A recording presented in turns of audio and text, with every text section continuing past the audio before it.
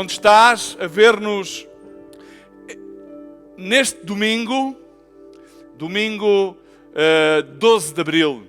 Domingo 12 de Abril, que de acordo ao nosso calendário gregoriano, celebramos hoje o domingo de ressurreição. Amém? O domingo de ressurreição, mas isso é de acordo ao nosso calendário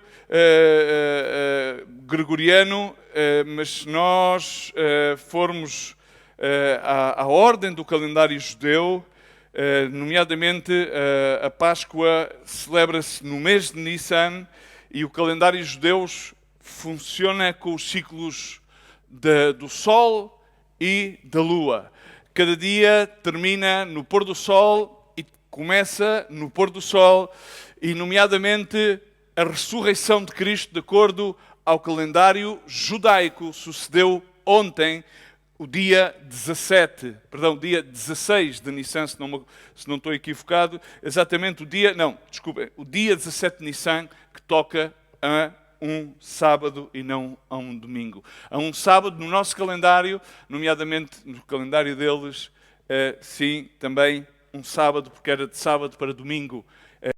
E neste dia de Nissan se celebrava esta Páscoa. E queria compartilhar contigo, e continuando, vimos no último domingo a eterna questão que sempre sucede: onde está Deus agora? Ou onde é que podemos dizer que está Deus no meio de tanta calamidade que está a acontecer com esta situação?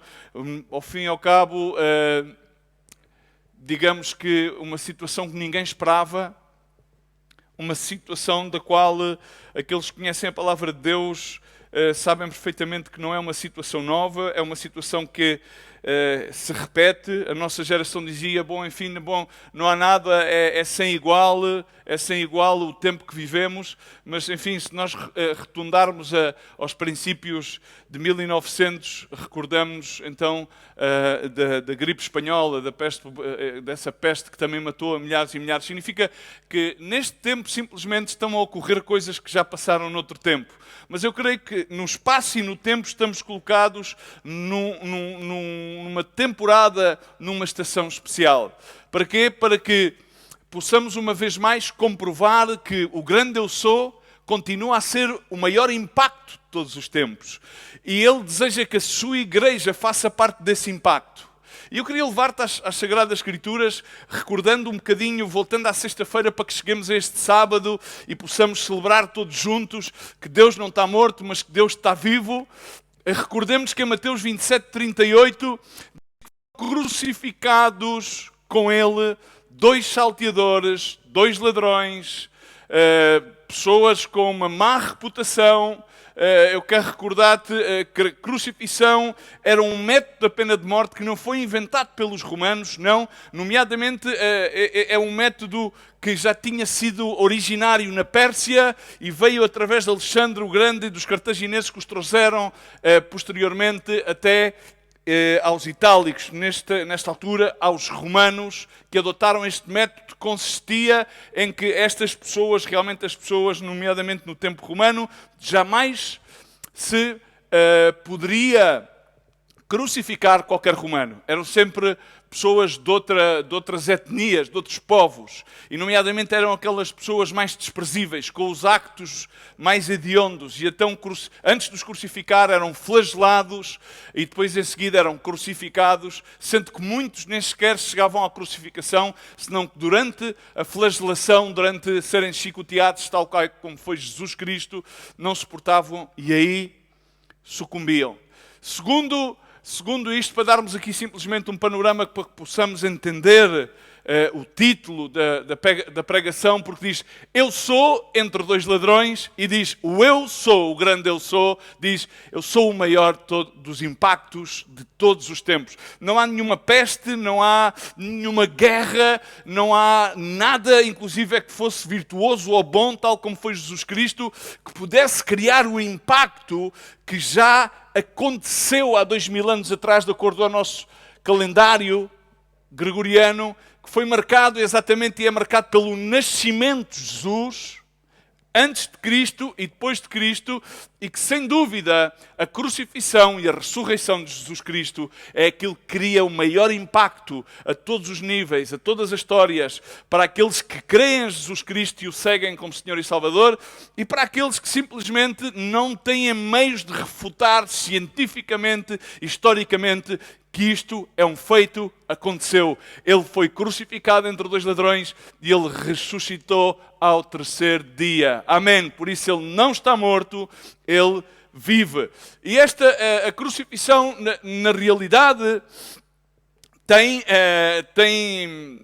Bom, a grande parte dos pensadores e dos teólogos dizem que na crucifixão, tomando em base dados médicos, eu gostaria que o meu colega ali de cima da parte técnica colocasse ali uma imagem que eu lhe pedi para colocar, que era exatamente a forma em como eram crucificados. Uns diziam que eles eram atados, outros diziam que se colocavam os pregos nas mãos, mas nomeadamente está provado que cientificamente não podiam colocar os pregos nas mãos, teriam que colocar exatamente punhos para que pudesse sucumbir. E nomeadamente quando vemos as pernas de Jesus que são colocadas num ângulo de 45 graus, naquele ângulo de 45 graus, quase sempre partiam-se-lhe as pernas antes de que fosse crucificado. Porque Jesus pôde suportar tanto tempo na cruz, depois de já ter sido gravemente flagelado e ter levado a cruz até ao Monte Golgota, porque realmente não lhe partiram os joelhos e ele podia mover as suas pernas para suportar o peso do corpo à medida que iam sucumbindo as forças nos seus braços e por sua vez iriam as costelas e os músculos à volta dos pulmões iriam criando uma pressão que o levava à asfixia. Nomeadamente esta é até aos tempos de hoje aquilo que as pessoas sempre defendem que foi por meio da asfixia. Mas isto são só alguns dados, mas são coisas muito curiosas.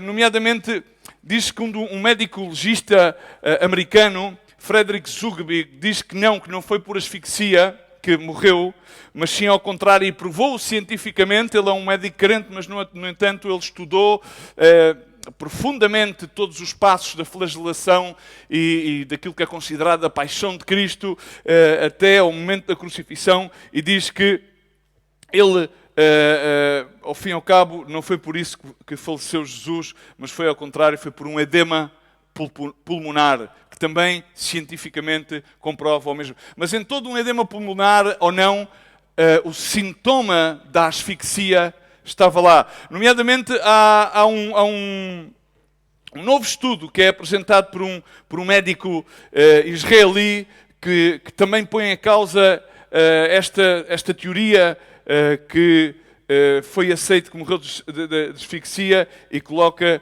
que ele também morreu de outra forma, que foi também uma hemorragia dentro dos pulmões. Qualquer das maneiras, em todas as três teorias, sempre vamos dar ao mesmo, que ali na cruz, quer ter sido por um edema pulmonar, quer tenha sido simplesmente pela própria asfixia, quer tenha sido pela outra teoria do médico israeli, que podem ver no Google, que diz também que seria por um edema pulmonar, que os pulmões seriam cheios de sangue.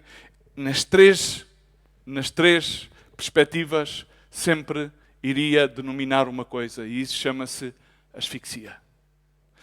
E hoje em dia, muitas pessoas estão asfixiadas.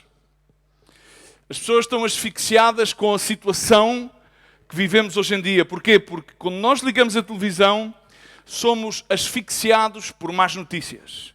Somos asfixiados por mais números de casos. Significa que parece que estamos a viver uma experiência social no qual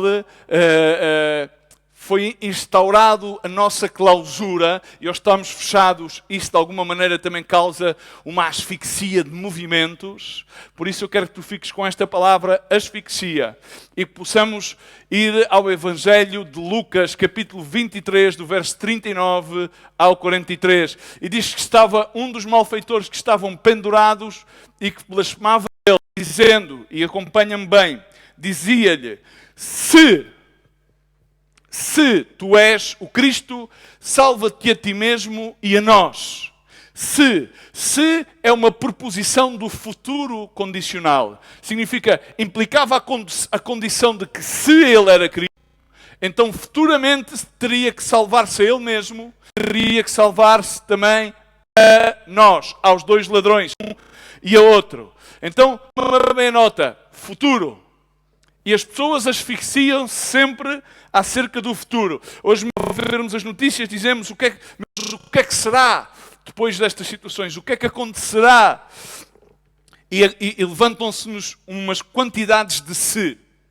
Se isto for maio, se isto será que é até junho, como é que vai ser se nos dão apoio económico, se não nos dão apoio económico, o apoio económico vai ter que se pagar, então há sempre as condições do se. O se condicional e está a falar acerca do que vai acontecer amanhã. No verso 40 diz, respondendo um outro, repreendia-o. Significa o outro ladrão tinha a consciência e dizia-lhe, tu nem ainda temes a Deus estando nesta condenação, ou seja, estás numa situação que tu fostes condenado, temes a Deus, e diz, fomos condenados na verdade com justiça, porque recebemos o que nos nossos feitos mereciam, mas nenhum mal o fez.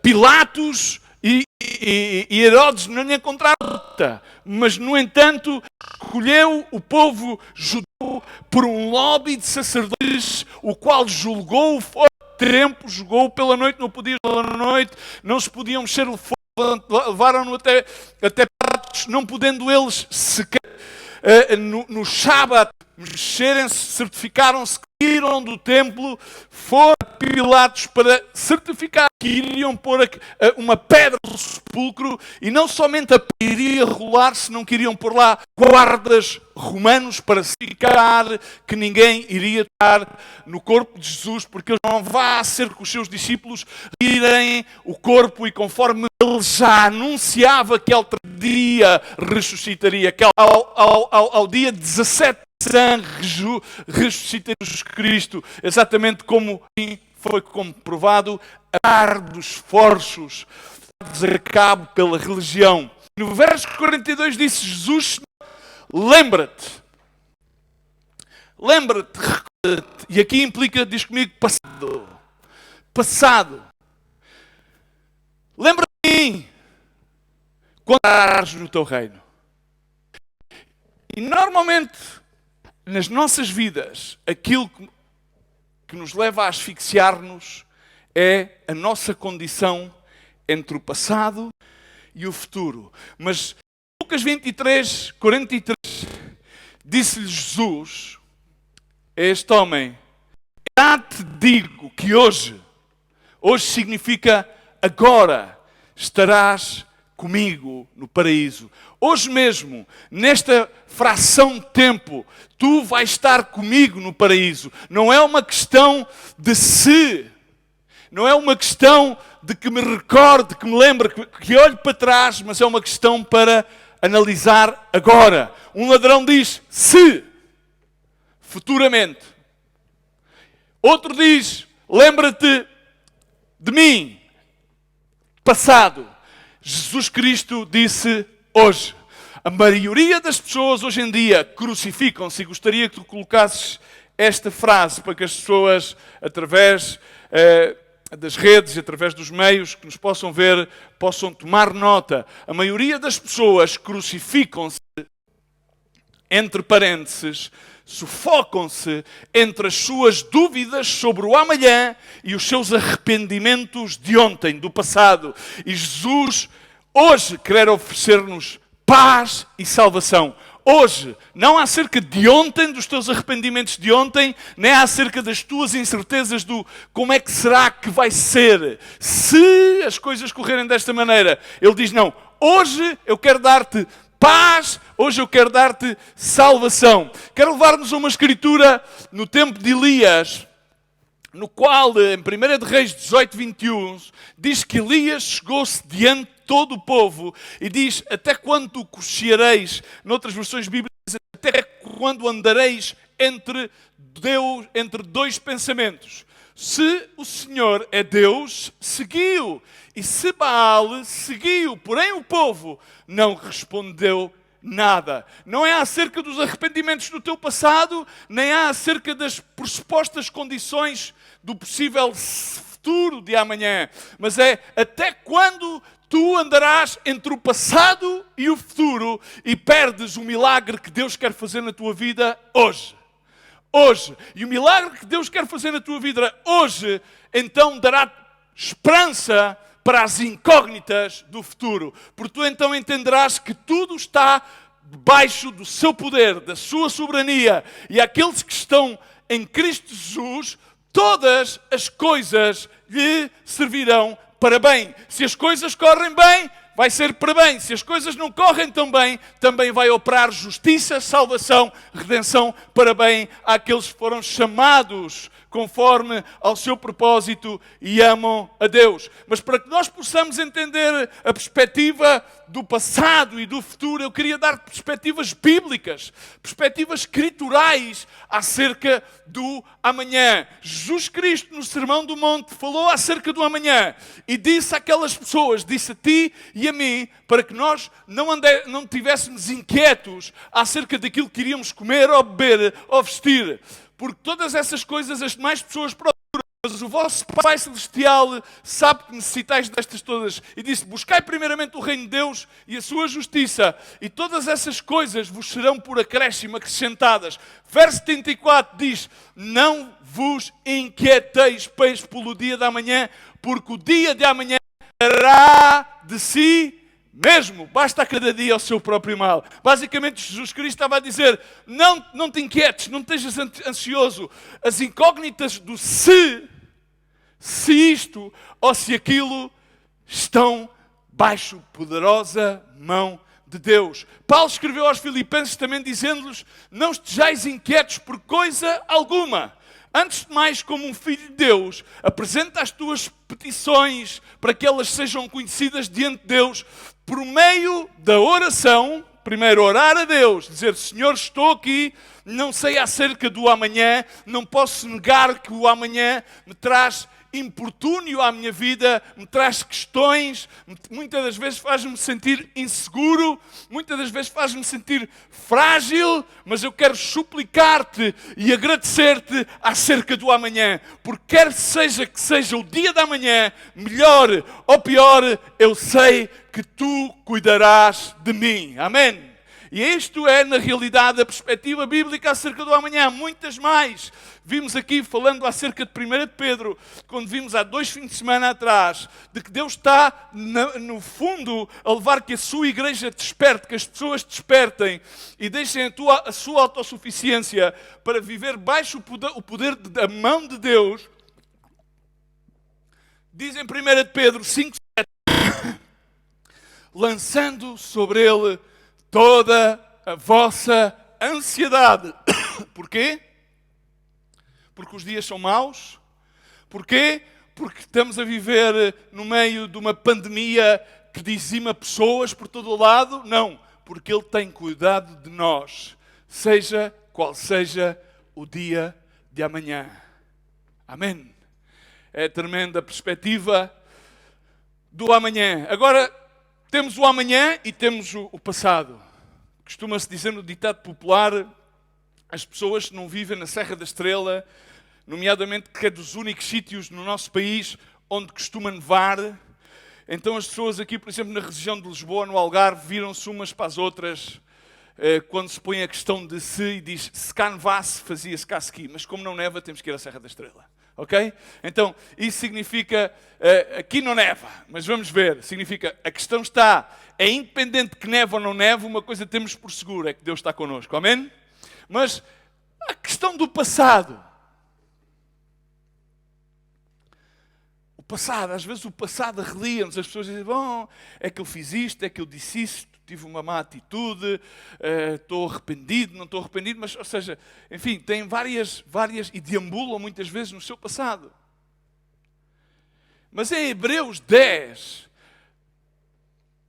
o autor da Epístola de Hebreus está a falar acerca da aliança, do concerto que fará conosco depois daqueles dias, diz o Senhor. Está a falar acerca do futuro, mas em relação ao passado. As minhas leis eu as escreverei no seu coração e em seus sentimentos. E acrescenta, jamais me lembrarei dos seus pecados e das suas iniquidades.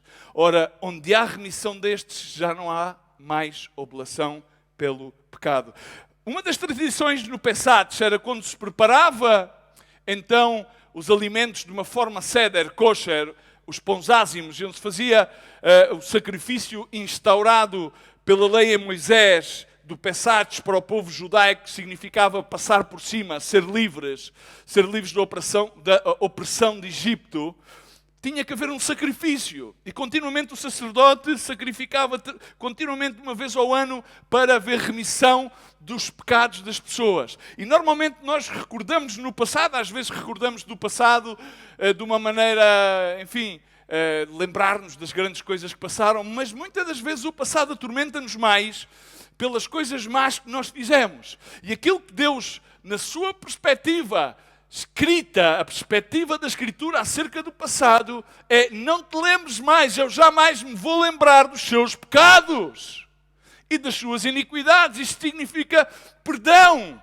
Vou-te dizer-te uma coisa, tu e eu não podemos muitas vezes perdoar-nos a nós mesmos, mas nós estamos perdoados em Cristo Jesus. A sua sangue no Calvário foi derramada, ele foi pregado, e naqueles pregos que foram nos seus punhos e nos seus pés, aí foram pregado todo o édito, toda a acusação dos pecados e das nossas iniquidades foram aí pregadas e cravadas na cruz do Calvário, e ele venceu a Satanás. Também outra coisa acerca do passado é que Paulo, quando falou aos filipenses, ele recordou-lhe: bom, enfim, eu sou judeu, tenho uma boa educação, eu fui à universidade, eu estudei nas melhores cátedras, eu venho de uma boa família, mas ele diz: eu esqueço-me das coisas que ficaram atrás e avanço para aquelas que estão adiante. Eu prossigo para o alvo pelo prémio da soberana vocação de Deus em Cristo Jesus. Já basta de passado, ok? Olhar para o passado, ok, não precisamos, enfim, irmãos, não é que esteja mal olhar para o passado. O único problema é deixar-nos atormentar pelo passado, uma vez que já fomos perdoados em Cristo Jesus. E nada mais que este é realmente o simbolismo da Páscoa. Passar por em cima aos tempos das nossas ignorâncias, trazer-nos da escravidão à verdadeira liberdade que há em Cristo Jesus. Não levar-nos num ritual religioso, mas levar-nos a uma relação com um Cristo que não está morto, mas está vivo. Procuraram-no no sepulcro, não o encontraram. Maria Madalena, as mulheres que vieram de Jerusalém, Pedro e o outro discípulo, não estava lá. E ele apareceu aos seus discípulos, manifestou-se a sua glória 5 vezes. Enfim, caminha em Emaús, ele preparou-lhes alimentos. Ele não está morto, ele está vivo. Assim que, irmãos, não precisamos de presumir de que temos alcançado alguma coisa. Mas a única coisa que devemos fazer é ter o ânimo de perseguir. Não aquilo que eu já fiz, mesmo no ministério, aquilo que eu já fiz, ok, está bem. Às vezes fiz coisas que não foram as mais adequadas, podiam ser melhor.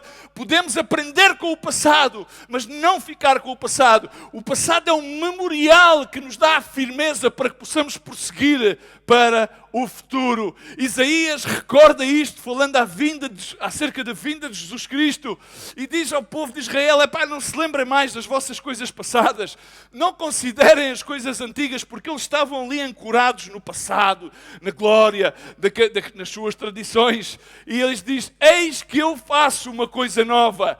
Agora, a afirmação tangente de dizer agora, está saindo à luz. Significa, de Isaías ainda houve um largo tempo, não vou agora enumerar o tempo cronológico até à vinda de Jesus Cristo, mas para Isaías ele estava a dizer, era como se já fosse agora mesmo está saindo à luz, está vindo, está a brotar um raio de luz.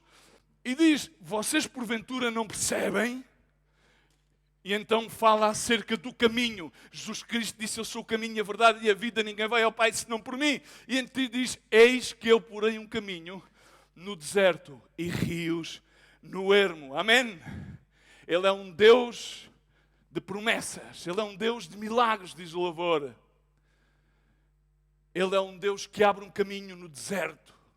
Ele é um Deus que é luz nas trevas, na escuridão. E eu quero dizer, deixa já o passado atrás. Há um ditado popular que diz, olhar para trás somente para agarrar impulso. Ou melhor, também poderíamos dizer, olhar para trás somente para aprendermos alguma coisa daquelas que já não devemos fazer, nem nelas permanecer, para agora vivermos algo novo. Diz, agora está saindo a luz. Agora, não é acerca de se no futuro eu sou, se condicionalmente eu sou o Filho de Deus, salvo-vos a vós e salvo-me a mim mesmo. Não, não é a questão do se. É a questão que esse se é algo de hoje, presente e agora. Não é a questão de um passado dizer, bom, lembra-te de mim. Quero dizer-te que Jesus agora lembra-se de ti. Jesus agora diz-te, hoje mesmo podes viver comigo na paz desta grande confusão do presente. Porque, repara uma coisa, ministério sem que haja tempos de turbação é impossível. Viver o karma é impossível. A palavra de Deus diz que Paulo em Listra, depois de ser apedrejado, confirmando o ânimo dos discípulos, dizia, é necessário que através de muitas tribulações, significa através de muitas confusões, entreis ao reino dos céus. Por isso ele estava a animá-los como? A dizer-lhe que eles iriam ter que passar por tempos difíceis? Sim, porque é na dificuldade em que nós conseguimos fazer uma maior introspeção e chegar-nos mais ao nosso Criador e Salvador. Não é acerca do futuro, não é acerca do passado, é acerca de hoje. E uma perspectiva escritural de hoje. Hoje é dia de salvação. Hoje é dia aceitável. Hoje é domingo de ressurreição. Hoje é dia da tua decisão. Hoje é dia para que tu possas viver o agora na paz de Cristo. Paulo disse em 2 Coríntios capítulo 6, verso 2, porque diz, no tempo aceitável te escutei e no dia da salvação te socorri. Eis agora o tempo aceitável. Quando? Eis agora. Diz o verbo no presente. Quando? Agora. Não é diz, eis daqui a bocado. Eis amanhã. Eis no próximo mês. Eis que depois que passem estas coisas, diz não, eis agora o tempo que é o tempo aceitável, eis aqui, diz, aqui em Sintra, Lisboa, Porto, aqui em Portugal, Espanha, Estados Unidos, Rússia, China, Coreia, África, aqui, agora é dia de salvação, amém, aleluia. E essa é a âncora da nossa alma, é a esperança que todos os dias no tempo da graça são dias aceitáveis, não por nada que nós façamos, mas por algo que Jesus Cristo já fez.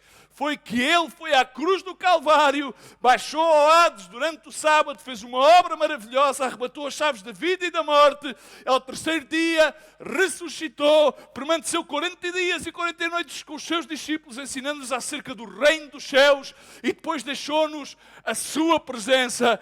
Hoje, aqui e agora, por meio do Espírito Santo de Deus, o Consolador, para que a nossa esperança esteja ancorado num facto inabalável, o maior facto que impactou todo o mundo, todas as religiões, todas as ciências e todo o tempo do raciocínio humano. A palavra de Deus ensina que não podemos endurecer o nosso coração.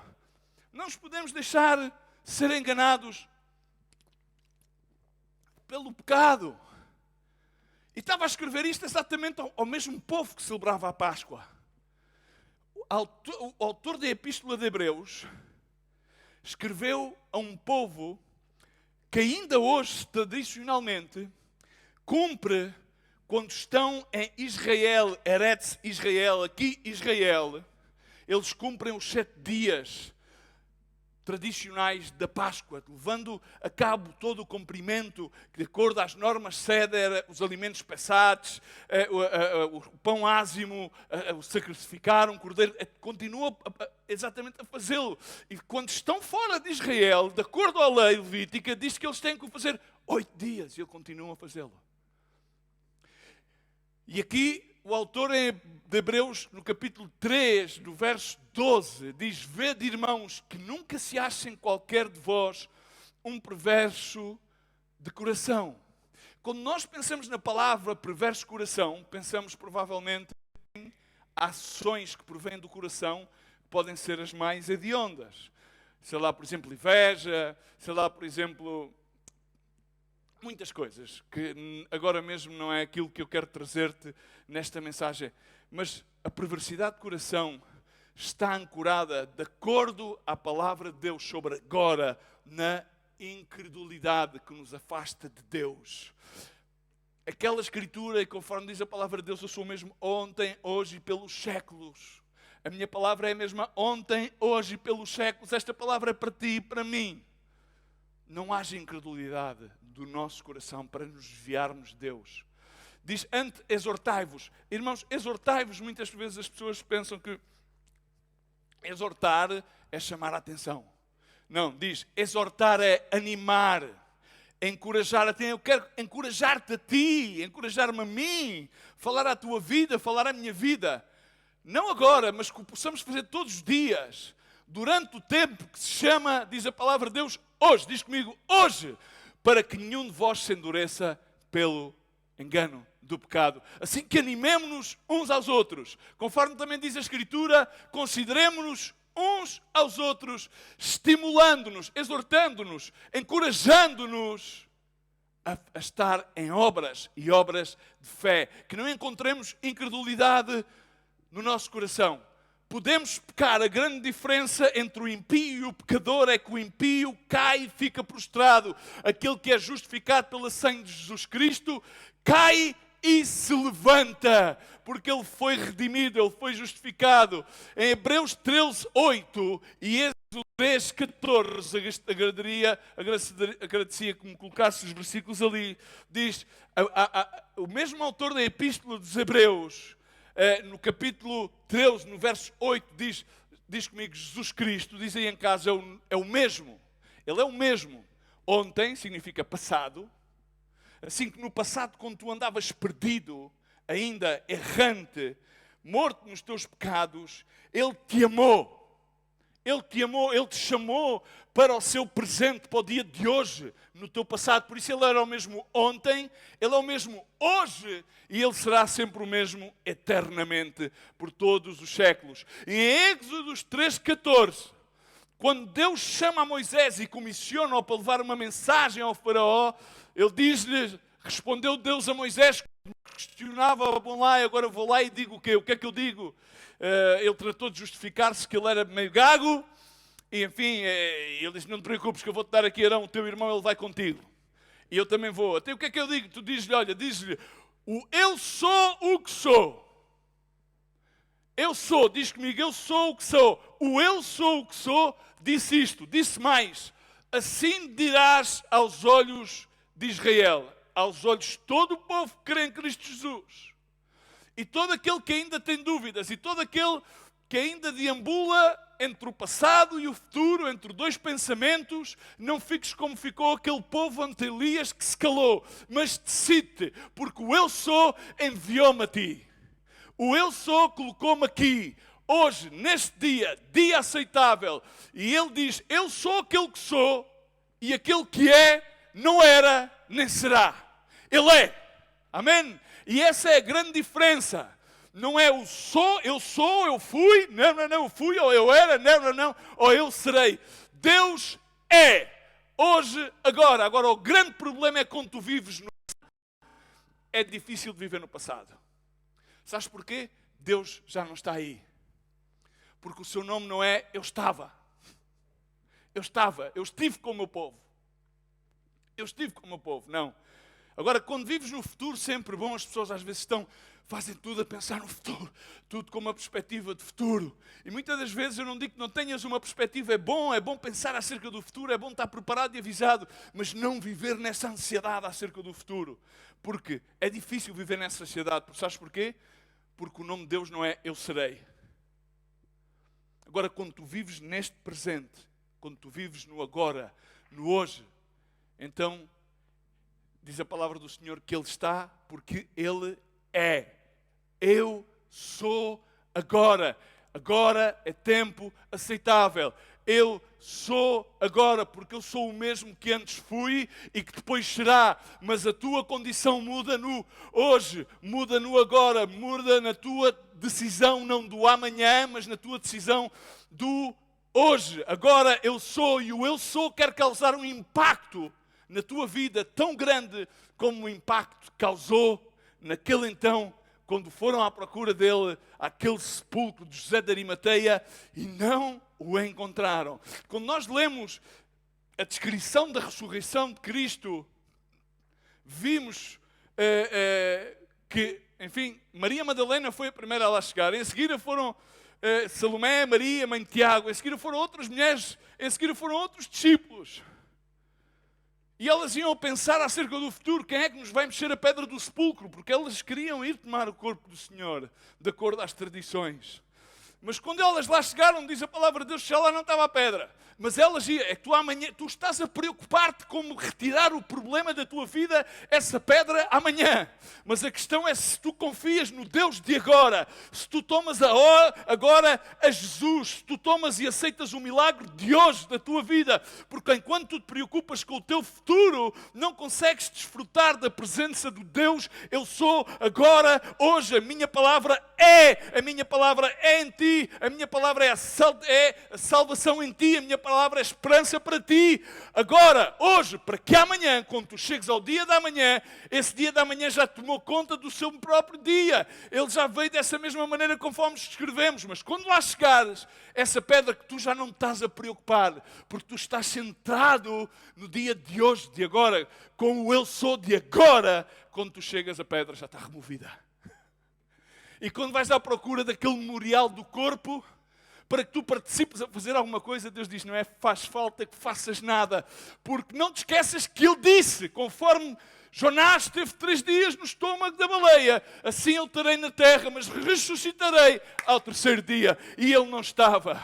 E em Marcos 16:6 diz, porém, ele, o anjo, aquele que estava ali, aquele homem que estava ali sentado à direita, um homem vestido de uma roupa branca, diz a palavra de Deus, ele mesmo, o agora, naquele momento presente, quando elas se preocupavam acerca do futuro, ele disse-lhes, não te assustes, não te preocupes, não te assustes acerca do dia da manhã.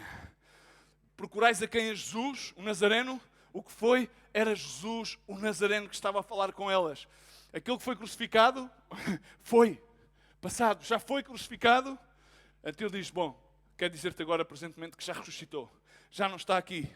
Eis aqui o lugar. Aqui podes ver a evidência. Está vazio, não há nada aqui. Bom, na realidade há aqui uns cabos e umas luzes. Mas bom, não havia lá nem cabos, nem luzes, não havia nada. Porque ele mesmo estava a falar com elas. Ok? E aí é que causa... E eu quero chamar-te a atenção de algumas coisas. Por exemplo, uma das coisas que eu vejo mais nesta geração é que aquilo que eles estudam mais é o engraçado que normalmente interpreta a palavra YouTube é you, be significa traduzido do inglês é you, be, tu serás. Mas Jesus diz, tu, filho amado, tu és o objeto da minha paixão. Tu és uma paixão. Tu és aquele pelo qual eu fui à cruz. Não é tu serás. E então hoje, quando vêm o YouTube ou televisões, aquilo que as pessoas mais dizem é ter o privilégio. Algumas conseguem conhecer, por exemplo, um jogador de futebol. Todos os portugueses gostariam de apertar a mão. O Cristiano Ronaldo, o rapaz fez famoso, ok, está bem. Não há nenhum mal nisso. É uma pessoa que tem tido impacto, obras de caridade, cuida da família, esforça-se por ser o mais na nossa integração social do nosso país. É um jovem que tem impacto no seu meio, mais para além do qual é somente o seu futebol. Às vezes as pessoas fixam-se dos filmes, nas estrelas de telenovelas e dos jornais, transformam-nos como gostaria, sim, inclusive é ter o privilégio de conhecê-lo. São pessoas que marcam, são pessoas que têm um impacto, deixam uma pelgada. Uau, que grandes afirmações que fizeram. Grandes. Ficam com a recordação dessas pessoas durante a sua vida. E Jesus?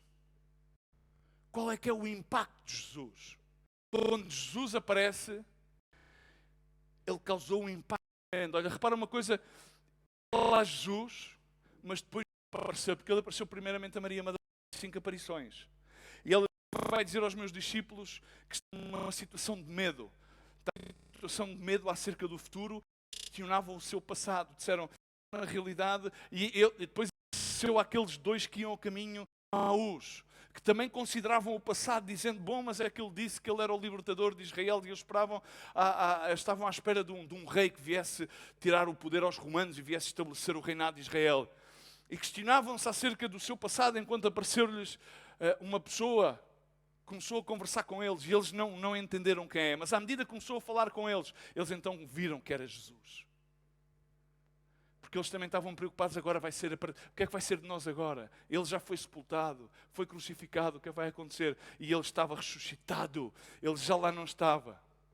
Assim, o que é que acontece depois que encontremos o eu sou ressuscitado? Aquele que está vivo, o que é que acontece?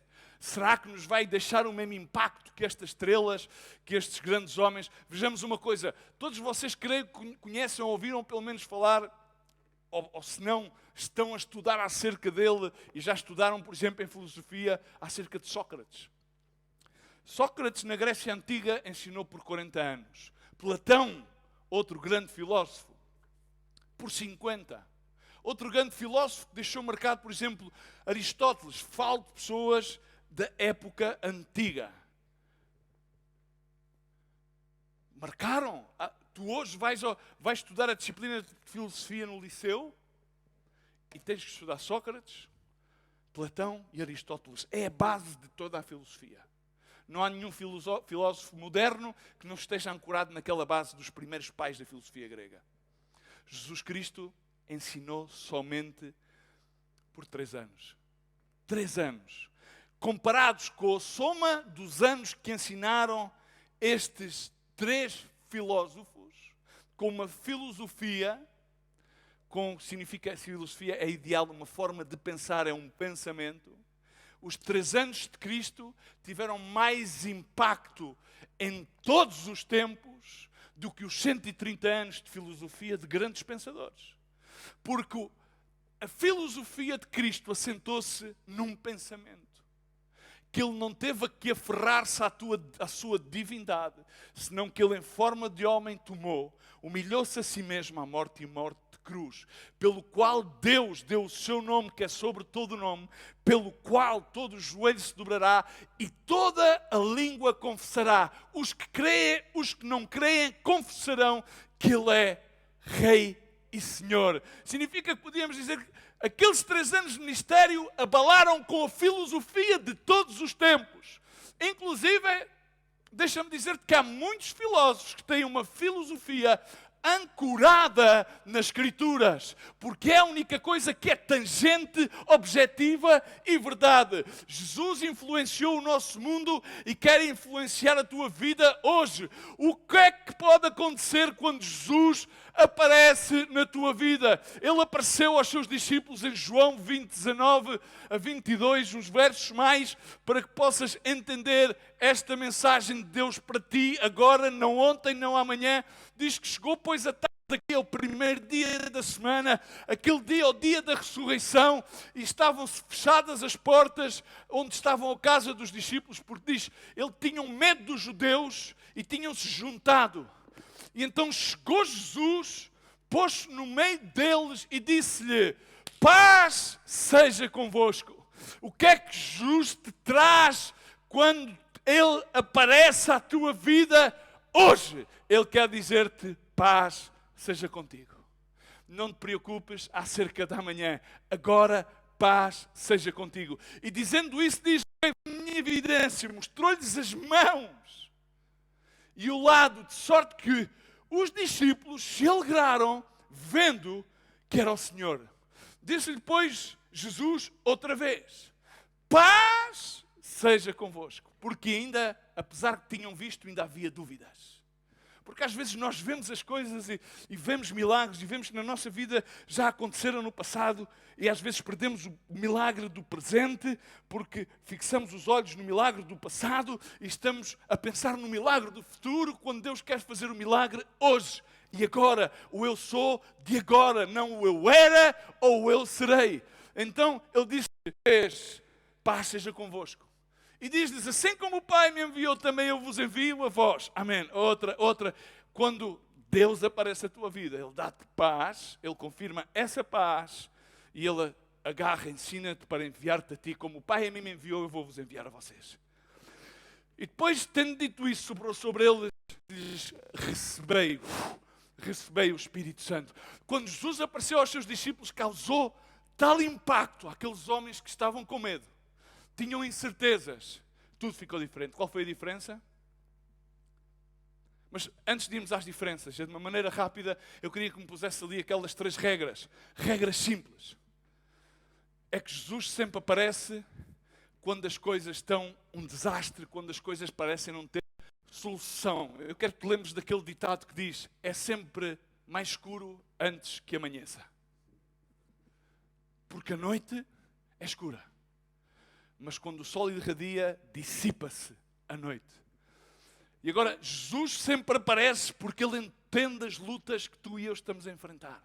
Entende as nossas dúvidas, entende as nossas questões, as nossas angústias, as nossas queixas. Ele entende. E Jesus sempre aparece porque Ele importa-se contigo, comigo, com a nossa necessidade. Às vezes as coisas podem parecer que já não há esperança para isto. O que é que vai ser agora deste mundo? No entanto, Jesus sabe e entende os nossos pensamentos. E Ele quer fazer uma grande diferença na tua vida. E qual será o impacto que Ele vai ter? Quando o Eu Sou aparece, diz comigo, Ele trará-me paz. Foi aquilo que Ele disse aos seus discípulos: eu dou-vos a minha paz. Para isso tu tens que guardar o teu coração sobre todas as coisas, porque dele procedem as saídas da tua vida. Se tu guardas os teus corações e se tu dizes, vou desviar de mim a tortuosidade da minha boca, diz o livro dos Provérbios que ele alonga de ti a perversidade dos lábios, então os teus olhos vão olhar direito e as tuas pápulas olham diretamente diante de ti e tu vais ver a paz de Deus no meio da tempestade. A segunda coisa que Deus causa quando nos aparece, o Eu Sou aparece, Ele dá-te uma total nova perspectiva. Atenda uma coisa, até aquelas aparições, os discípulos de Jesus estavam, diz a Escritura, com medo, estavam confusos, questionavam-se do que é que iria ser depois. Não entenderam, nem acreditaram nas histórias que estavam a ser divulgadas, porque tinham dito, bom, Ele já ressuscitou, Ele não está lá. Eles não acreditaram. Às vezes, por isso eu quero dizer, se tu às vezes, bom, eu não acredito, não é muito importante que tu acredites, é simplesmente importante que tu aceites, porque assim que aceitas, Ele aparece e começas a acreditar, porque a crença, a fé vem pelo ouvir e o ouvir a palavra de Deus. A fé, a esperança, ter a certeza da esperança daquilo que não se vê, acontece por ouvir a palavra de Deus. Algumas pessoas estavam a dizer, por isso Ele soube e por isso Ele mostrou-lhes as mãos. Porque Ele sabia que no fundo do coração dos seus discípulos havia dúvida. E aquele ato de Ele mostrar as suas mãos deu-lhes uma perspectiva totalmente diferente daquilo que eles estavam a pensar. E eles viram, alegremente diz a palavra do Senhor, este é o Senhor. E quando eles recebem uma perspectiva totalmente nova daquilo que estão a viver, quando tu e eu abraçamos uma perspectiva diferente daquela que nós pensávamos que era o passado ou que poderia ser o futuro, eles perceberam então que a morte não era o fim. E confirmou-se a Escritura de Paulo, quando ele dizia aos Coríntios, no capítulo 15, verso 55, Onde está, ó morte, o teu aguilhão? Onde está, ó inferno, a tua vitória? O inferno foi derrotado e a morte foram derrotada por Cristo Jesus. E isto é uma nova perspectiva total. Uma vez um teólogo encontrou-se com um esperto no Alcorão. E aquele teólogo começou por dizer: nós acreditamos que Deus falou connosco através de um livro que é a Bíblia.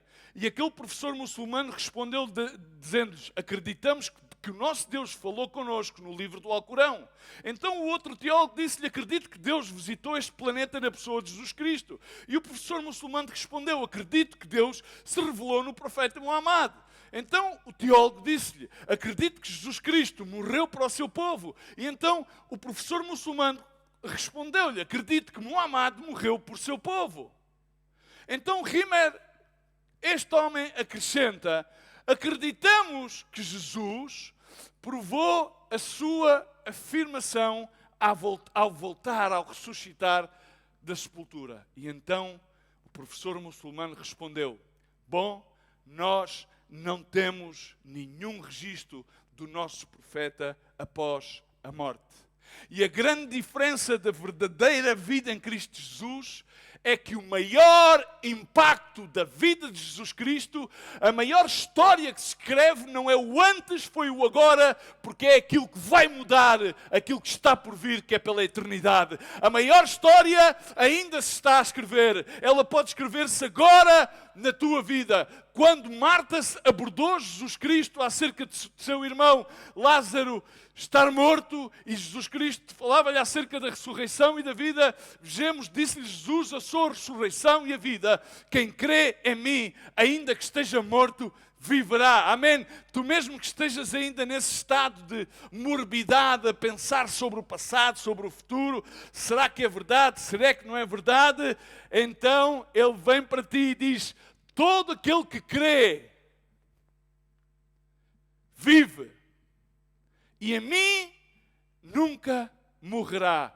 Tu crês nisso, Marta? E Marta disse-lhe: sim, eu creio que o meu. Mas aquilo que mudou totalmente a perspectiva de Marta foi quando Jesus olhou para aqueles sepulcros, e falava com o pastor Faria no outro dia acerca disso, e se ele dissesse: bom, saíde, levanta-te, se calhar saíam os mortos todos. Mas ele chamou Lázaro, tendo chorado. Jesus chorou e disse: Lázaro, levanta-te, vem.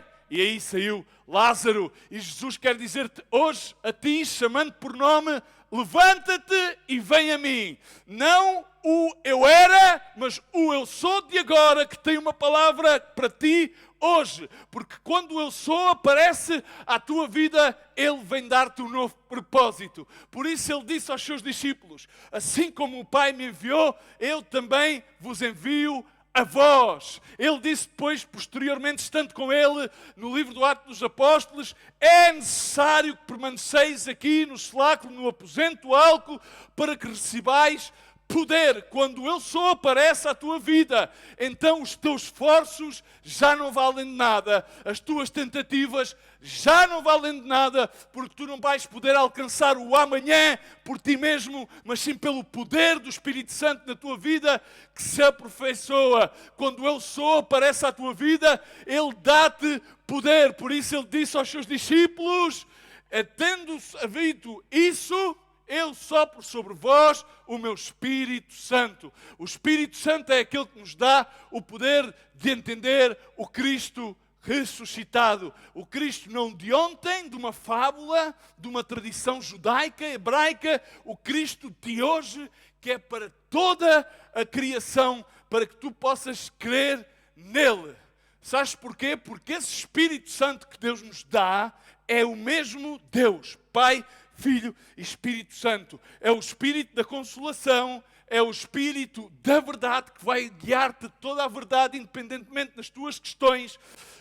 Porquê? Quando Paulo escreveu a Timóteo, um jovem que iria ficar com o ministério das suas mãos de Paulo, e Paulo estava preso e estava prestes a sucumbir, a ir para a presença de Deus, ele diz: Deus não nos deu um espírito de cobardia, de medo acerca do amanhã, mas Ele deu-nos um espírito de poder, de amor, de inclusão, de abraçar a todos, mesmo agora a nível tecnológico, podemos abraçar-nos no amor de Jesus e de moderação, ou mais bem traduzido do grego, de uma mente sã. Quero dizer-te, Jesus está aqui agora. Jesus não é o Deus do eu era, Ele é o Deus do eu sou. Jesus não é o Deus do Ele será ou Ele fará. Não, Ele já fez e Ele está a fazer agora. Assim que permite que hoje, agora, o nosso grande eu sou, o nosso Salvador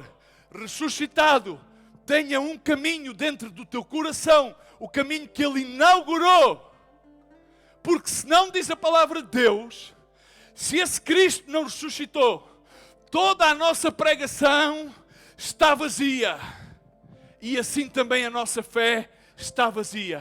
Mas a nossa fé não está vazia, porque ninguém, nem a ciência, nem o ateísmo consegue negar que Jesus Cristo morreu na cruz do Calvário. E que Jesus Cristo foi sepultado no sepulcro de José de Arimateia. E que Jesus Cristo, ao terceiro dia, ao 17º dia do mês de Nissan hebraico, Ele ressuscitou, apareceu aos seus discípulos, derramou sobre nós o seu Espírito Santo para que hoje, tu e eu, possamos receber vitória sobre o nosso passado e receber a vitória sobre o nosso futuro. Porque assim tu dirás, eu sou o que sou, não o eu era, o eu serei.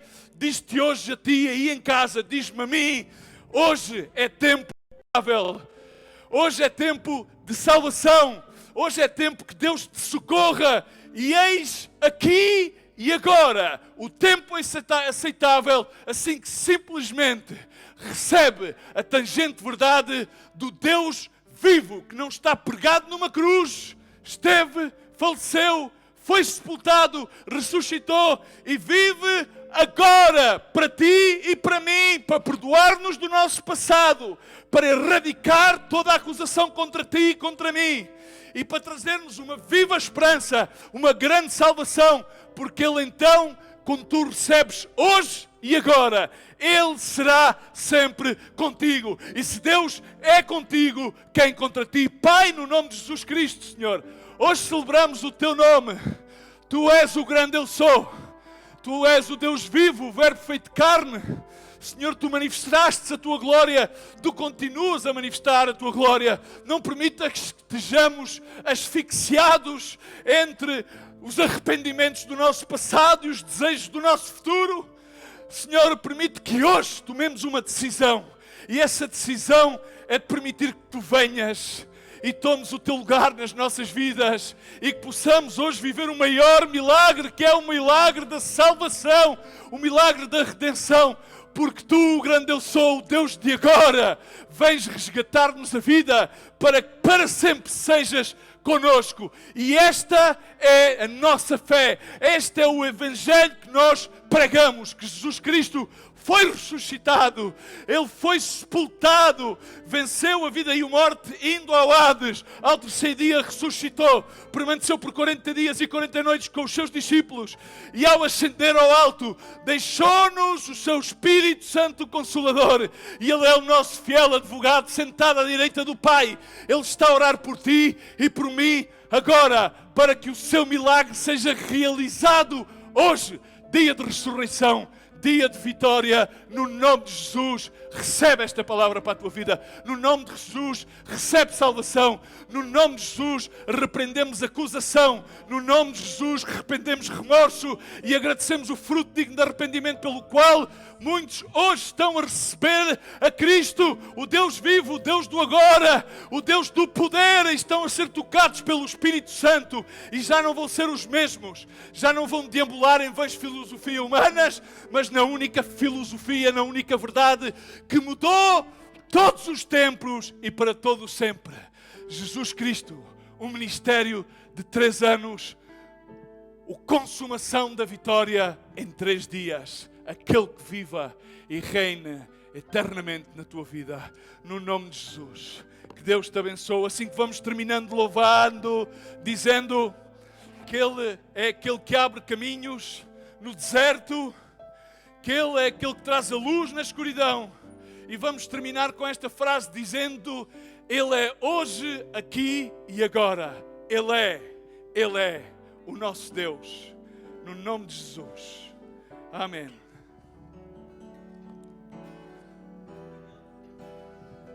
Meu Deus é um Deus de milagres, Deus de promessas, caminho no deserto.